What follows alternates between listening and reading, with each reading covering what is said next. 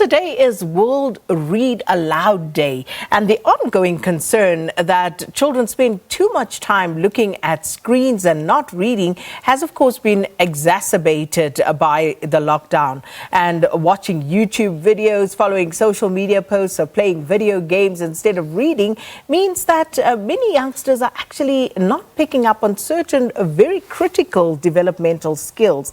And as I said earlier, it's World Read Aloud Day, which encourages the enjoyment of books and especially reading to children and allowing younger people to experience literature. A non-governmental organization, Nal'ibali, say that lockdown has severely disrupted language education, and that if this does not happen early in childhood, it can have severe complications regarding comprehension later in life. So to talk about this a little more, we're joined by the author of Nal'ibali, Sihle Nontshokweni. Thanks so much for joining us, Sihle. Thank you so much for having me. You know, this is such an important discussion. It's World Read Aloud Day. But of course, we acknowledge that it is happening in the middle of lockdown level 3. Many schools still not open, and children have already missed large chunks of learning that would have happened at this stage, especially when it comes to the development of language. So let's talk about this. What sort of effect do you think this lockdown and the effects of the pandemic has had on our youngsters? Yeah, no, I mean, I think there's a significant impact of the pandemic, the same way that it's impacted us, definitely more so for children, right? So I think children are used to being in a classroom. They learn from interacting with their peers. They learn from having sit-down time, and they have teachers who are trained to be able to engage them cognitively in such a way that they begin to develop their language abilities and their people skills, etc. Right now, we're in the middle of a pandemic, and one of the ways that you learn is suddenly online. Kids have their phones on them, or they're being taught by their parents, who are not necessarily teachers, but are trying to give them the best that they can under the circumstances. And so I think there's definitely some kind of quantitative, deterioration of what kids would have learned had they been in school versus now that they're at home.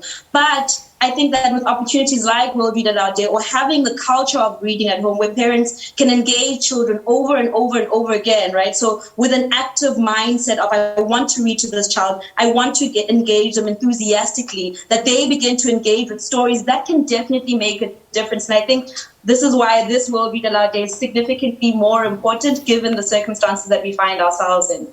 Let's talk a little bit more about that. Now, you also have research that shows that 15 minutes of reading every day can actually expose a child to roughly 1 million words per annum. Now, how important is it? You speak of inculcating a culture of reading, but how important is it to actually read to a child as opposed to the child watching TV, for instance?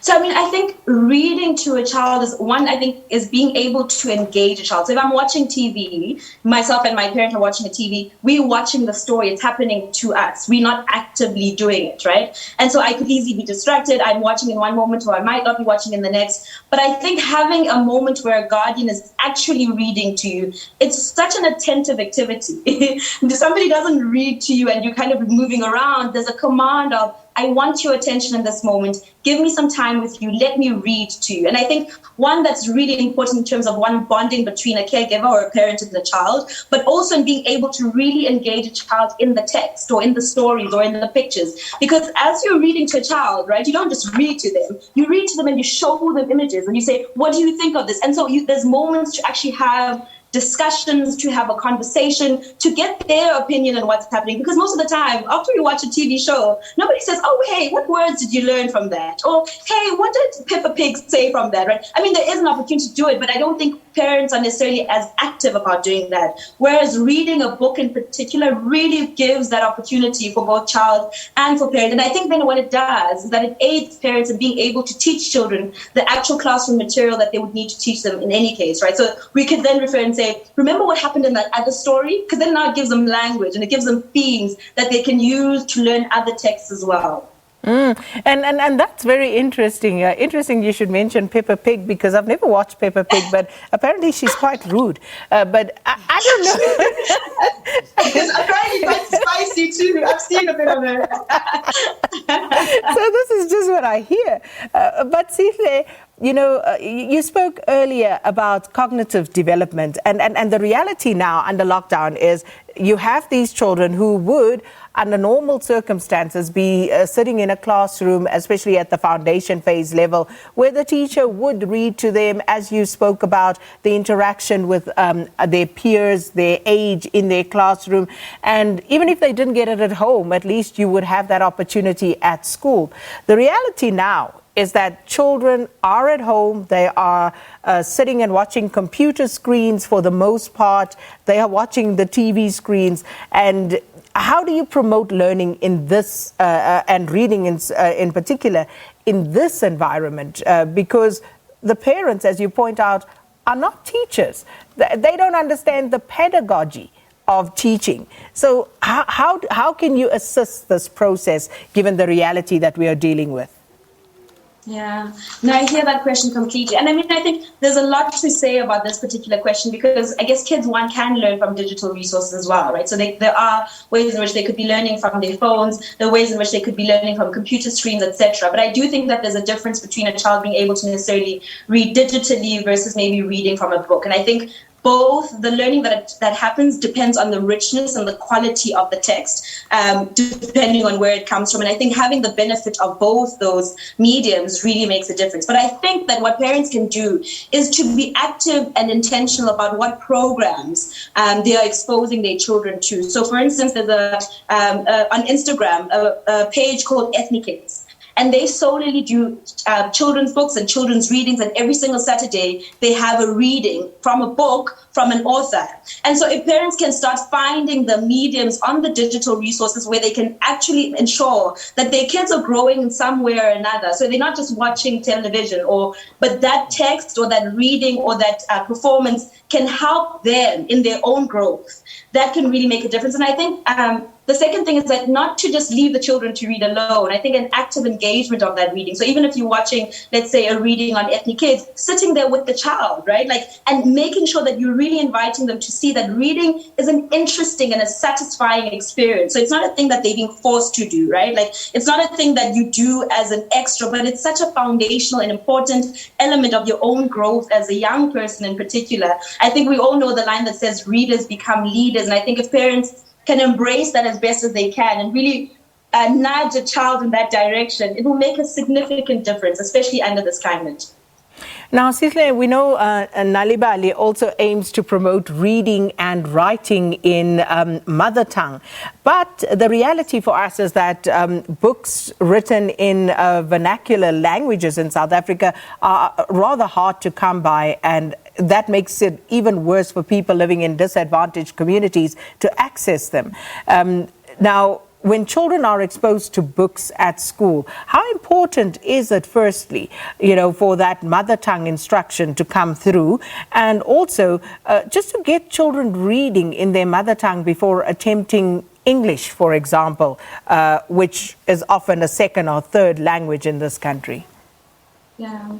So, I mean, one of the things that we know causes academic struggle in kids' lives is that they learn how to speak their mother tongue right up until they're 6 or 7, and then they enter into the school. And once they start, then they immediately shift into English, right? So usually their understanding of the world is in their mother tongue, and suddenly they shift into an English medium. And we understand that, especially like in the grade R, grade 1 kind of status, that kids miss a lot of learning in that time because usually they don't actually understand what is being taught, right? Because there's that language deficiency that happens, and so now suddenly they're moving into grade 2, and now they're catching up to language, but they've also already missed some of the foundational elements of, let's say, how to speak or how to write, etc.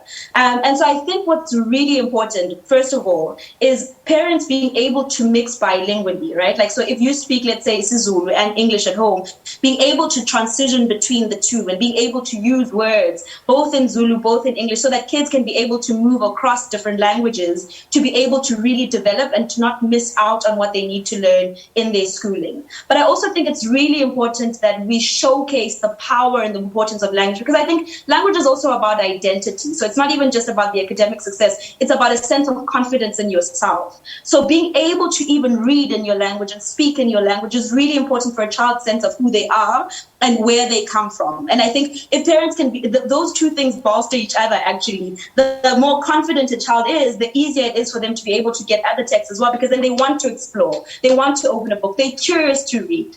Whereas if you're not a confident child, then you're shy to read, right? You're especially shy to read out loud. And so there's all that missing out then on opportunities to learn because you're so afraid and so unclear about who you are. And I think if we can use both language, reading as a means to really boost a child's sense of self and identity and confidence, then we can really go far, especially in building a much firmer education and academic success opportunities in South Africa. What you're saying is very interesting, Sihle, because on the other side of that divide is, of course, another concern about language and language development, where children are not able to speak any single language properly, as it were. They don't have a firm grasp on any single language from the situation, the scenario that you've just sketched, where they move and they need to switch from one language to the next. That has been raised as a concern in some instances, and it's not peculiar to South Africa. There are concerns about language, spoken language, written, and language being written and spoken in their purest form across the world. Also, the use of acronyms like LOL, laugh out loud, BRB, be right back. I find myself having to ask people all the time, what does that mean? But anyway, has this led to young people not actually knowing and understanding, how to write full sentences, proper grammar, all those sorts of things? Yeah, so I actually work at the University of Pretoria, and I work with over 500 students almost every single day. And I do pick up that even in students who are in higher education, there's a real difficulty in being able to write and to express yourself effectively in a way that opens the right opportunities for you. And I think writing is a skill, and it's an important skill because then it communicates your value. When you write to somebody and you write in a way that isn't pleasing, nobody takes you seriously, right? So I think one of the things that becomes really important about reading is that reading, actually sitting down and looking at a book and reading words, is that it expands your vocabulary, right? And having an expansive vocabulary means that you can utilize it effectively for your own growth and for your own development and for your own opportunities as well. And so I think if we can really get this reading thing right here at the foundational level, then we'll have children and youth who are able to write. One of the things that really becomes a struggle, I think, especially even if you think about employment, etc., is people not being able to write their CV well. That's right? Like, if I'm writing it, but I can't communicate my value, I can't communicate my skills, then it really closes off future opportunities that would allow me to progress in my life. And so I think if we can get kids to be able to read now, it means that you're preparing them for the best possible opportunities later. And yeah, I guess, I think that's the most important thing, that reading will always be beneficial. You can never go wrong with really giving your child that foundational experience of learning how to read. So it expands their vocabulary, their confidence, their capacity to communicate, and to really be able to put forward what their value is. Unfortunately, if you look at some of the international studies that we participate in, some of the research that has been done around South African children and education, looking at the foundation, intermediary phases, etc., we don't fare very well, unfortunately. And it seems as though there is a problem. There's a significant problem. There is a significant problem. I mean, I think it's a structural issue, right? Because we do know that only about 13% of schools in South Africa, right, are well resourced, and the remainder of those schools are not so well resourced. So we know that there's that issue. But we also know that in the last 20 years, we've had significant amounts of curriculum change, from OBE to varying curriculum changes in the country. And so there's all of these mishandles, I think, and misalignments, one between teacher quality and training, but also in terms of students transitioning and understanding of the required amount of time to need to study to be able to really make it forward. But I do think, though, what we can always find is that children who can read, who are able to open a book, who have the capacity to learn far beyond even what the curriculum offers, right, at present, will always be the ones that are going to succeed. Because once you have that independence of mind, it means that you're no longer limited to what is given to you or what the system is providing to you at that time. It means that you can go and actually learn what is the additional material that is not necessarily provided in class. And if we can really harness that kind of curiosity in all South African children, I think that it would complement some of the structural issues that we have with our schooling system much earlier, so that we can really solve the big education issue we have in the country. Well, some of those structural problems are quite acute. And, you know, when you look at whole cohorts of children not being able to read, you need to go down and drill down to why that is, Sihle, because does it mean that the teachers cannot teach children how to read? That is a possibility. If you think about the fact that many of our teachers perhaps did not have English as their first language. I, for example, I was not instructed when I started learning how to read in English. So you were not taught to read in English, yet you are expected to teach children how to read in English. Aren't those some of the reasons why we are seeing the problems that we are seeing? So, I mean, I think there's multiple ways in which the issues come, right? So, I mean, I think there's also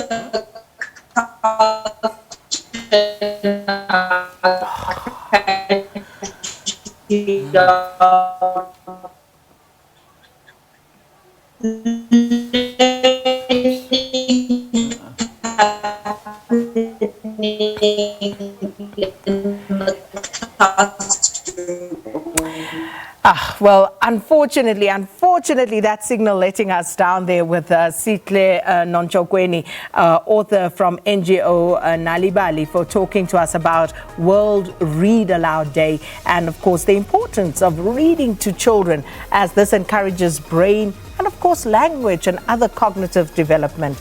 And if you are in a position to do read to your children and find out, you know, about more ways that you can inculcate the habit of reading in your children.